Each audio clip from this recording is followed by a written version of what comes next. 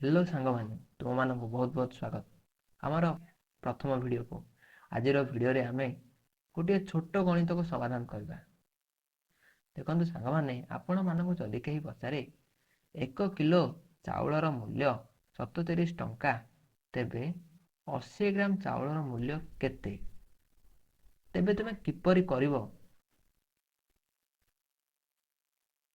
ମନେକର 80 ଗ୍ରାମ ଜାଗାରେ 50 ଗ୍ରାମ, 100 ଗ୍ରାମ କିମ୍ବା 200 ଗ୍ରାମ ହେଉ, ତାହା କିପରି କରିବ ତାହା ଆଜି ଏହି ଭିଡ଼ିଓରେ ବହୁତ ସରଳ ଉପାୟରେ ସମାଧାନ କରିବା। ଏଥିପାଇଁ ଭିଡ଼ିଓଟିକୁ ମୂଳରୁ ଶେଷ ପର୍ଯ୍ୟନ୍ତ ଦେଖନ୍ତୁ, କାରଣ ଏହିଭଳି ଗଣିତ ଆମର ଦୈନନ୍ଦିନ ଜୀବନରେ ଆସିଥାଏ। ଉଦାହରଣ ସ୍ୱରୂପ, ବଜାରରେ ଜିନିଷ କିଣିବା ସମୟରେ ଏହି ଗଣିତର ବ୍ୟବହାର ହୋଇଥାଏ। ଚାଲନ୍ତୁ ଗଣିତ ଆରମ୍ଭ କରିବା। ତ ପ୍ରଥମେ ଲେଖିବା ଉତ୍ତର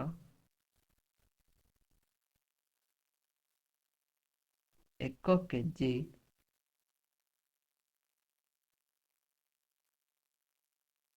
ଚାଉଳର ମୂଲ୍ୟ ହେଉଛି 77 ଟଙ୍କା। 1 କେଜି କେତେ ଗ୍ରାମ? 1 କେଜି ହେଲା 1000 ଗ୍ରାମ।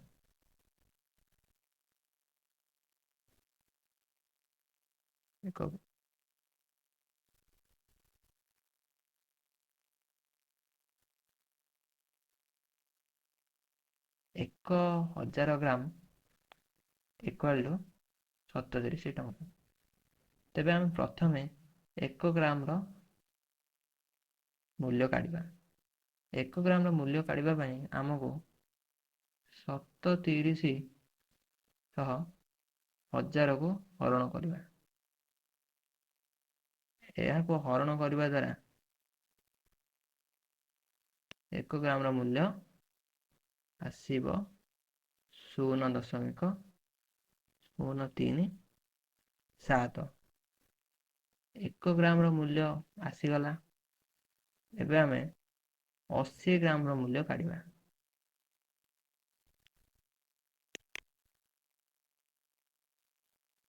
1 ଗ୍ରାମର ମୂଲ୍ୟ ବାହାରି ପଡ଼ିଲା 0.037। ଏବେ ଆମେ 80 ଗ୍ରାମର ମୂଲ୍ୟ କାଢ଼ିବା।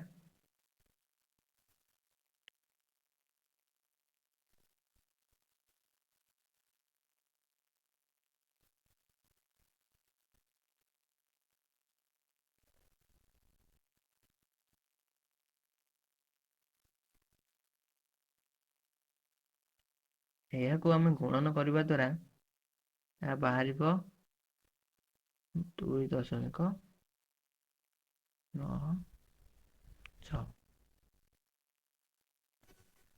ଟଙ୍କା। ତ ଗଣିତର ଉତ୍ତର ବାହାରି ଯାଇଛି। ତେବେ ବିନା ପେପର ଓ କଲମ ସାହାଯ୍ୟରେ କାଢ଼ିବା ପାଇଁ ଆଉ ଗୋଟିଏ ଟ୍ରିକ୍ ହେଲା, ଆମ ଚାଉଳର ମୂଲ୍ୟ ହେଉଛି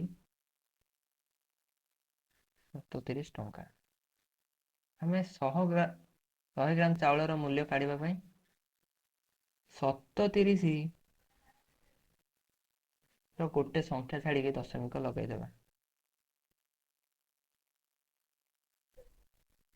3 ଟଙ୍କା 70 ପଇସା। କେତେ? ଆମେ କାଢ଼ିଲେ 100 ଗ୍ରାମର। ସେଭଳି 10 ଗ୍ରାମର କାଢ଼ିବା ପାଇଁ ଆମେ 77 ଦୁଇଟା ଅଙ୍କ ଛାଡ଼ିକି ଦଶମିକ ପକାଇଦେବା। କେତେ ଆସିଲା? 77 ପଇସା। 10 ଗ୍ରାମର ବାହାରି ପଡ଼ିଲା। ତ 80 ଗ୍ରାମର କାଢ଼ିବା ପାଇଁ ଆମକୁ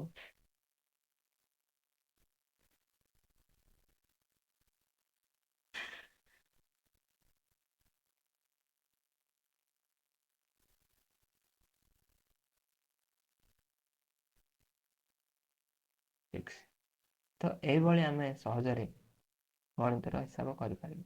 ତ ଭିଡ଼ିଓଟି ଭଲ ଲାଗିଥିଲେ ଲାଇକ୍ କରନ୍ତୁ, ସେୟାର କରନ୍ତୁ, ଆଉ ଚ୍ୟାନେଲକୁ ସବସ୍କ୍ରାଇବ୍ କରନ୍ତୁ। ଧନ୍ୟବାଦ। ଜୟ ଜଗନ୍ନାଥ।